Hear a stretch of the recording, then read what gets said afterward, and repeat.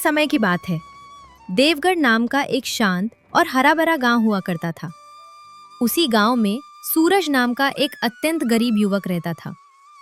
वो गांव के किनारे बनी अपनी टूटी फूटी झोपड़ी में अकेला जीवन गुजार रहा था।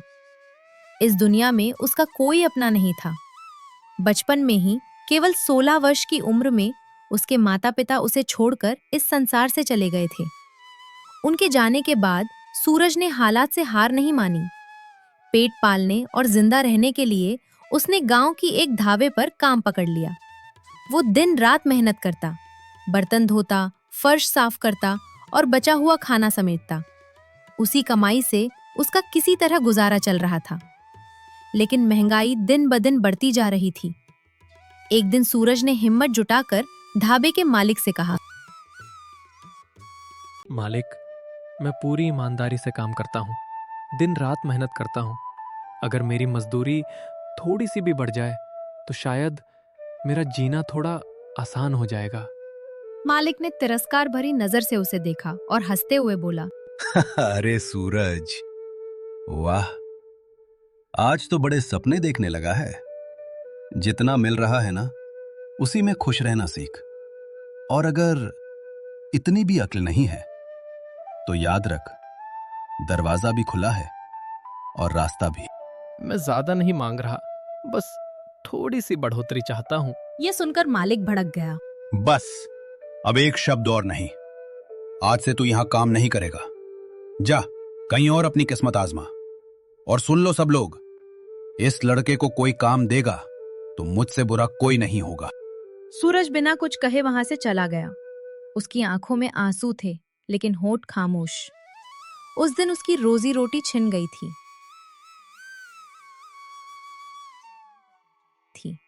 शाम होते होते वो गांव की राशन की दुकान पर पहुंचा। श्याम भैया, अगर मुमकिन हो तो थोड़ा सा अनाज दे दीजिए। सूरज, मैं समझता हूं तेरी हालत, लेकिन तेरा उधार बहुत बढ़ गया है। अब और देना मेरे लिए मुश्किल है। मेरा भी घर है, जिम्मेदारियां हैं। आज आखिरी बार मदद कर दीजिए, आगे से मैं कुछ नहीं मांगूंगा। राम दया दिखाते हुए सूरज को 1 किलो चावल दे देता है। चावल लेकर सूरज चुपचाप अपने घर चला जाता है। 2 दिन इसी तरह बीत गए। तीसरे दिन उसके घर में खाने को कुछ भी नहीं बचा। सूरज ने मन ही मन सोचा, अब दुकान पर जाना बेकार है, शायद जंगल में कुछ मिल जाए। यही सोचकर वो जंगल की ओर निकल पड़ा।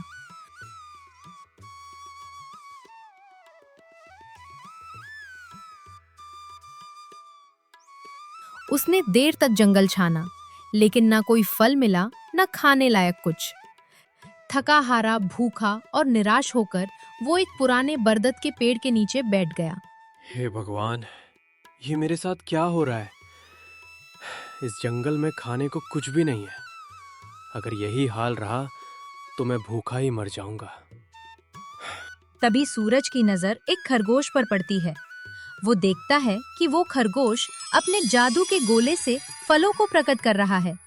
कुछ ही पल बाद खरगोश फिर से अपने जादू का इस्तेमाल करता है और इस बार ढेर सारे फल अपने आप प्रकट हो जाते हैं।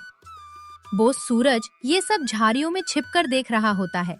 वो मन ही मन सोचता है, ये मैं क्या देख रहा हूँ? क्या कोई खरगोश सच में जादू कर सकता है? मैंने तो ऐसा कभी नहीं देखा। ये तो जादू से फल काट रहा है और ये बोल भी रहा है। डर के मारे सूरज घबरा जाता है। अगर ये कोई शैतानी खरगोश हुआ तो? कहीं इसने मुझ पर भी जादू कर दिया तो? यही सोचकर सूरज वहां से भागने के लिए खड़ा ही होता है कि तभी खरगोश उसे आवाज देता है, रुको, अपनी जगह से हिलना मत। मैंने कुछ भी नहीं किया, सच कह रहा हूँ। मेरे पास पैसे नहीं हैं और गांव में भी मुझे कोई काम नहीं मिल रहा था। इसलिए मैंने सोचा कि जंगल में आकर फल फूल खाकर आज का गुजारा कर लूं। डरो मत, मैं भी तुम्हारी तरह अकेला हूँ। इस दुनिया में मेरा भी कोई नहीं है। खरगोश की बातों से सूरज को थोड़ा भरोसा हो जाता है। धीरे धीरे दोनों में बातचीत होती है और कुछ ही समय में दोनों अच्छे दोस्त बन जाते हैं। इसके बाद सूरज उस जादुई खरगोश को अपने घर ले आता है।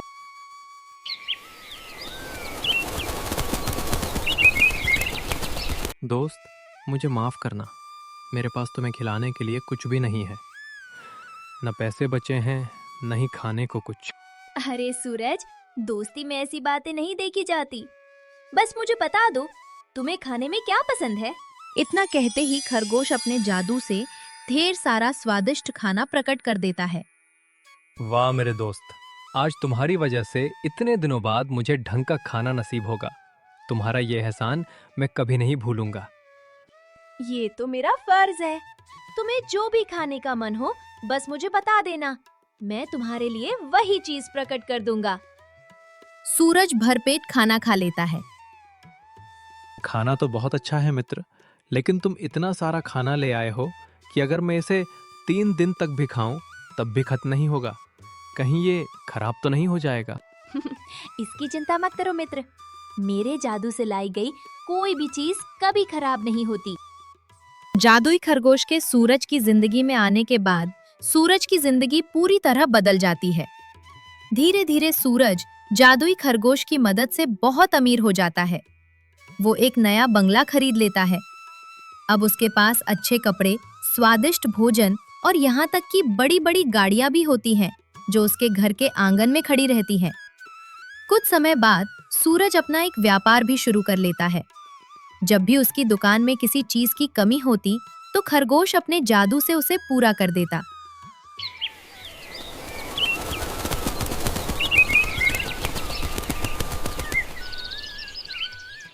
सूरज की तरक्की देखकर गांव के सभी लोग हैरान रह जाते हैं। अरे भाई, ये सूरज अचानक इतना अमीर कैसे हो गया? कल तक तो उसके पास ढंग का खाना भी नहीं था। जरूर कोई राज है, बिना वजह कोई इतना आगे नहीं बढ़ता। मुझे तो सब कुछ गड़बड़ लग रहा है। गांव में हो रही सारी बातें रतनलाल चुपचाप सुनता रहता है और मन ही मन सोचता है, कुछ तो गड़बड़ है। मैंने तो इसे कुछ दिन पहले ही काम से निकाला था। उस वक्त इसके पास 2 वक्त की रोटी तक नहीं थी। फिर ये सूरज इतना जल्दी अमीर कैसे बन गया? जरूर कोई राज छुपा रहा है ये सूरज का बच्चा। अब इसे नजदीक से देखना पड़ेगा। अगले दिन रतनलाल चुपके से सूरज के बंगले के पास जाकर खिड़की से झांककर अंदर की सारी बातें सुनने लगता है। मित्र, ये लो तुम्हारा पसंदीदा खाना। अरे, ये तो मेरा पसंदीदा लड्डू है। हाँ मित्र, तुमने मेरी सारी इच्छाएं पूरी कर दी हैं और अब समय आ गया है कि मैं भी तुम्हारे लिए कुछ करूं। खरगोश की ये बात सुनकर रतनलाल हैरान रह जाता है। वो सारी बातचीत साफ साफ सुन लेता है और मन ही मन सोचता है, तो ये सारा चमत्कार इस बोलने वाले जादुई खरगोश की वजह से है। इसी के कारण सूरज इतना अमीर बन गया है। रतनलाल के मन में लालच पैदा हो जाता है। वो तय करता है कि वो किसी भी तरह उस जादुई खरगोश को हासिल करेगा। तो ये सारा चमत्कार इस बोलने वाले जादुई खरगोश की वजह से है। इसी के कारण सूरज इतना अमीर बन गया है। रतनलाल के मन में लालच पैदा हो जाता है। वो तय करता है कि वो किसी भी तरह उस जादुई खरगोश को हासिल करेगा। रात होने तक वो अपने मौके का इंतजार करता रहता है। रात को सूरज और जादुई खरगोश अपने बिस्तर पर गहरी नींद में सो रहे होते हैं। तभी लालच से भरा रतनलाल चुपके से उनके घर में घुस आता है। वो सोते हुए खरगोश को उठा लेता है और उसे जबरदस्ती अपने घर ले जाता है। अब चल खरगोश, मेरे लिए जादू कर। जितना जादू तू सूरज के लिए करता था, अब सब मेरे लिए करेगा। अगर मेरी बात नहीं मानी तो याद रख, तेरे लिए अच्छा नहीं होगा।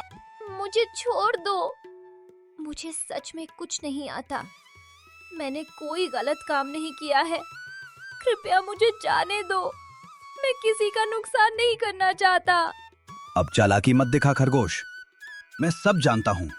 तू सूरज के लिए जादू करता था, आज से तू मेरे लिए जादू करेगा।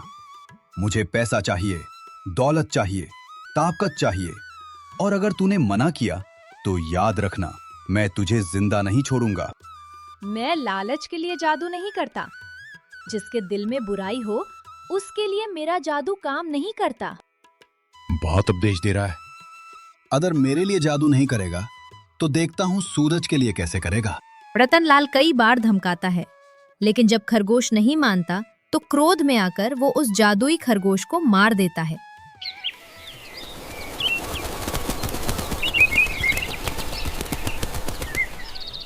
उधर सुबह होती है। सूरज जब उठता है तो अपने पास खरगोश को न देखकर घबरा जाता है। वो पूरे बंगले में उसे ढूंढता है, हर कमरे में, हर कोने में, लेकिन खरगोश कहीं नहीं मिलता। मित्र, तुम कहाँ हो? मैं तुम्हें हर जगह ढूंढ रहा हूँ, लेकिन तुम कहीं दिखाई नहीं दे रहे। क्या तुम मुझसे नाराज हो गए हो या फिर मेरे साथ कोई मजाक कर रहे हो? अगर मैंने कोई गलती की हो तो मुझे माफ कर दो, लेकिन सामने आ जाओ मित्र। तुम्हारे बिना ये घर सूना लग रहा है। तुम्हारे बिना मेरी जिंदगी भी खाली लग रही है। कृपया लौट आओ मित्र, मैं तुम्हारे बिना नहीं रह सकता। वो कुछ पल चुप खड़ा रहा। उसका दिल तेजी से धड़क रहा था। नहीं, मैं हार नहीं मान सकता। अगर वो यहाँ नहीं है तो जरूर जंगल में ही होगा। हाँ, वही जंगल जहाँ मैं उसे पहली बार मिला था। ये सोचकर सूरज ने फैसला कर लिया कि वो उसी जंगल में जाकर अपने दोस्त खरगोश को ढूंढेगा। जंगल में सूरज ने हर तरफ देखा, लेकिन खरगोश कहीं दिखाई नहीं दिया। सूरज का दिल बैठने लगा। उसकी आंखों में आंसू भर आए। मित्र, तुम कहाँ हो? तुम मुझे अकेला छोड़कर कहाँ चले गए? तभी अचानक हवा तेज चलने लगी, पेड़ों की पत्तियां सरसराने लगी और उसी पल वहां एक बाबा प्रकट हो जाते हैं। पुत्र, तुम कौन हो और यहाँ जंगल में क्या कर रहे हो? बाबा जी, मेरा मित्र मुझे नहीं मिल रहा। मैं उसे हर जगह ढूंढ चुका हूँ, लेकिन वो कहीं नहीं है। पुत्र, तुम्हारी मित्रता के भाव से मैं बहुत प्रसन्न हुआ हूं। सच बताऊं तो मैंने ही उस खरगोश को तुम्हारे पास भेजा था ताकि वो तुम्हारी मदद कर सके, लेकिन उस लालची रतन लाल ने उसे तुम्हारे घर से चुपके से उठा लिया और अपनी बुरी सोच की वजह से उसने बहुत बड़ा पाप कर दिया। पुत्र, चिंता मत करो, उसके कर्मों का फल उसे जरूर मिलेगा।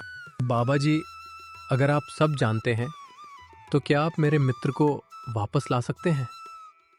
पुत्र, तुम्हारी सच्ची मित्रता आज रंग लाएगी। इतना कहते ही बाबा जी मंत्र पढ़ते हैं और अगले ही पल एक तेज रोशनी के बीच जादुई खरगोश फिर से जीवित हो जाता है।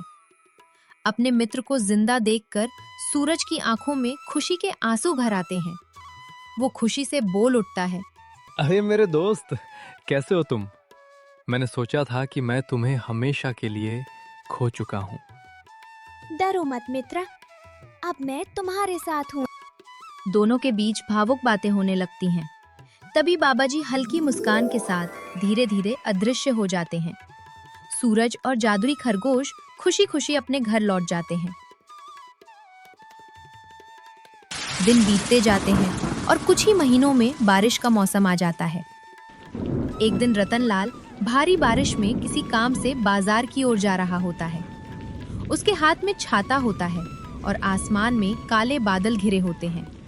अचानक जोरदार गड़गड़ाहट होती है और उसी पल बिजली उसकी ओर गिरती है। कुछ ही क्षणों में रतनलाल का अंत हो जाता है।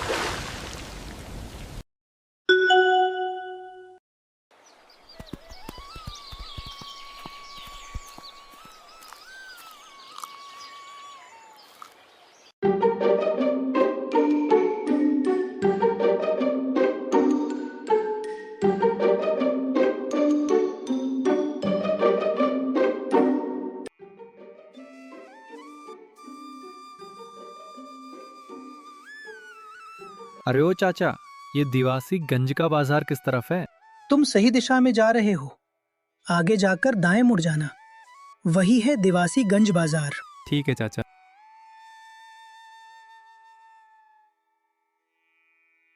रामू मदनपुर गांव का रहने वाला एक सीधा सादा और मेहनती इंसान था। उस दिन वो सुबह सुबह अपनी बकरी लेकर दिवासीगंज बाजार की ओर निकल पड़ा, क्योंकि उसे उम्मीद थी कि वहां उसे अच्छे दाम मिल जाएंगे।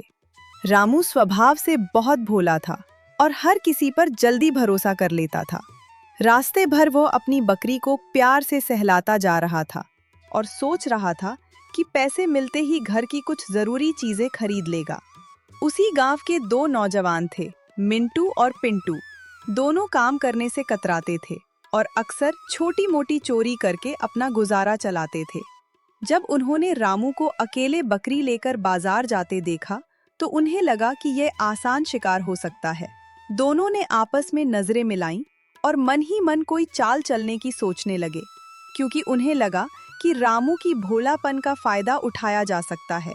सुनो पिंटू, रामू की जो बकरी है हमें किसी तरह उससे लेनी होगी।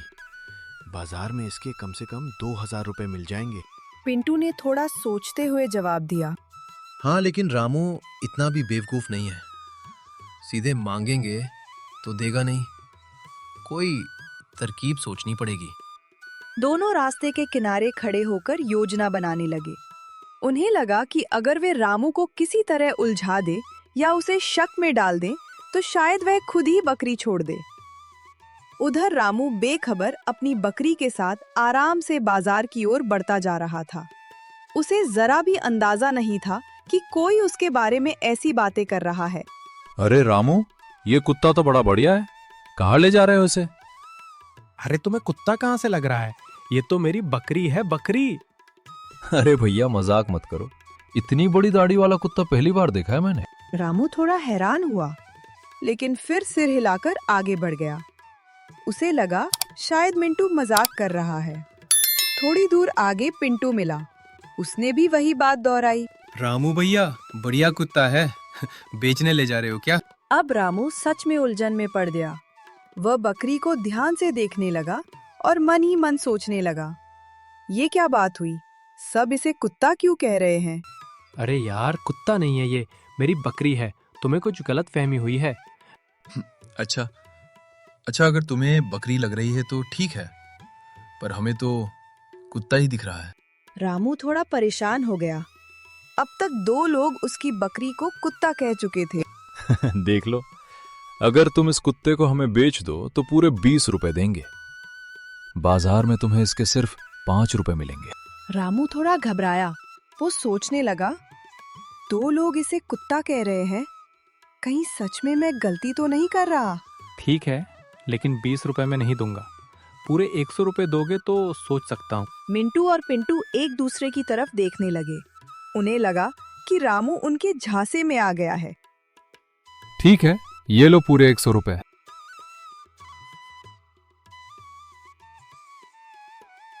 रामू, तुमने तो कुत्ता अच्छे दाम में बेच दिया। अरे ये कुत्ता नहीं है, ये बकरी है। अरे इसे भी अभी ही मुंह खोलना था। देखा देखा, ये बकरी ही है। अरे यार, कुछ कुत्ते बकरी की तरह भी बोलते हैं। ये खुद ज्यादा चालाक बन रहे हैं या मुझे बेवकूफ बना रहे हैं? इनके पीछे चलकर देखता हूँ।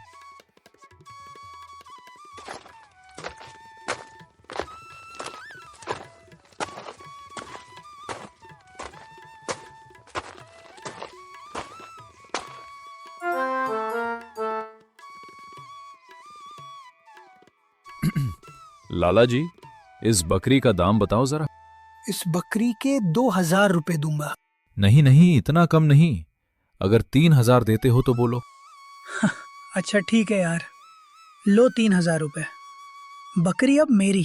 अरे ये तो मुझे बेवकूफ बना गए। मेरी बकरी इन्होंने 3000 में बेच दी। चल पिंटू, 1 हफ्ते का जुगाड़ तो हो गया। अरे मैं कितना बेवकूफ निकला। अब मैं माँ से क्या कहूँगा? नहीं नहीं, बदला लेना पड़ेगा। जैसे मुझे बेवकूफ बनाया वैसे ही मैं इन्हें बेवकूफ बनाऊंगा।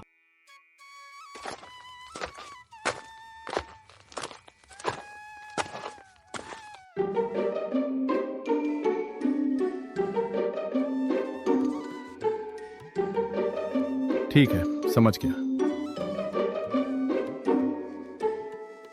हाँ बोलो बेटा, क्या काम है?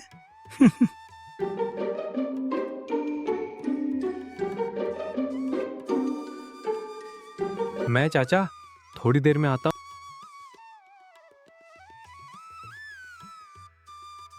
अरे क्या हुआ भाई, बकरी कहाँ है? अरे नहीं नहीं, मेरा मतलब कुत्ता कहाँ है? कुत्ते को तो हम घर छोड़ कर आए हैं। तुम बताओ, तुम कहाँ जा रहे हो? मैं तो बस यहीं जलेबी खाने जा रहा था। चलो तुम भी मेरे साथ चलो।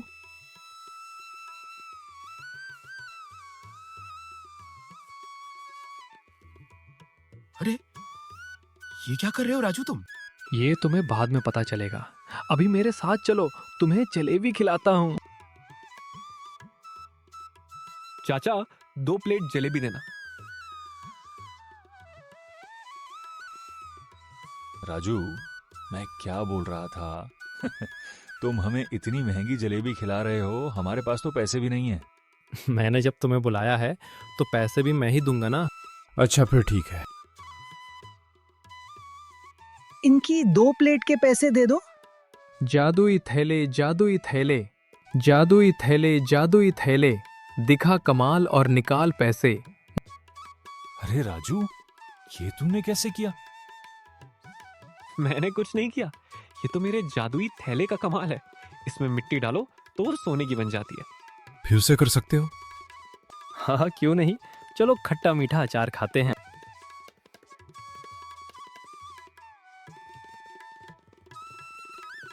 चाचा जी, 1 किलो नींबू का अचार पैक कर दो। ये लो, इसका दाम 100 रुपए है। जादुई थैले, जादुई थैले, दिखा कमाल और निकाल पैसे। हाँ ठीक है बेटा। पिंटू, ये थैला तो हड़पना पड़ेगा। ये राजू भोला भाला है, ज्यादा मेहनत नहीं करनी पड़ेगी। क्यों, अब तो हो गया विश्वास? हो गया विश्वास। सुनो राजू, ये थैला हमें बेच दो, हम तुम्हें इसके 800 रुपए देंगे। नहीं नहीं, 1000 रुपए दोगे तब भी नहीं दूंगा। 2000 रुपए दूंगा राजू भाई। देखो भाई, अब मना मत करो। दे सकता हूं, लेकिन दाम और भी लूंगा। 3000 लूंगा। बोलो, मंजूर है क्या? अरे पिंटू, दे दो जो मांग रहा है ये। सोचो, अगर ये जादुई थैला हमें मिल गया तो हम अमीर बन जाएंगे।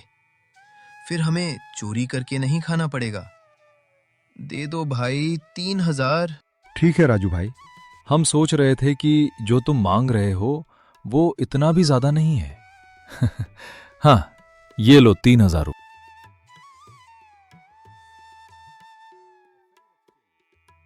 अब आएगा मजा।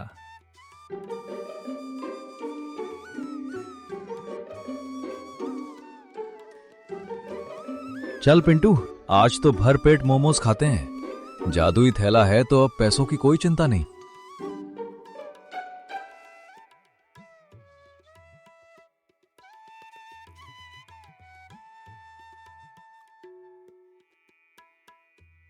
खाओ खाओ, अभी मोमोज खाओ, फिर पिटाई खाना। खाओ खाओ। 500 रुपए हुए हैं, जल्दी निकालो। जादुई थैले, जादुई थैले, दिखा कमाल और निकाल पैसे।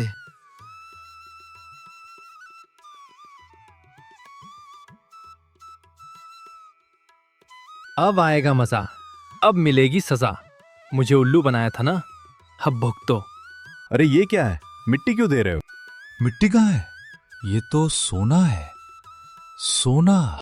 मेरी टेबल को मिट्टी से गंदा कर रहे हो और इसे सोना बोल रहे हो। जल्दी से पैसे निकालो। पैसे तो नहीं है हमारे पास। अरे पिंटू, तूने मंत्र तो अच्छे से पढ़ा था ना? मंत्र?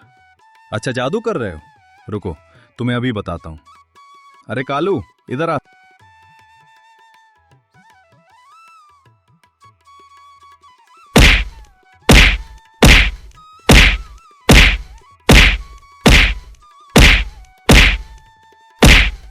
अरे पिंटू, राजू ने हमें पागल बनाया और तू इसे भोला वाला समझता था।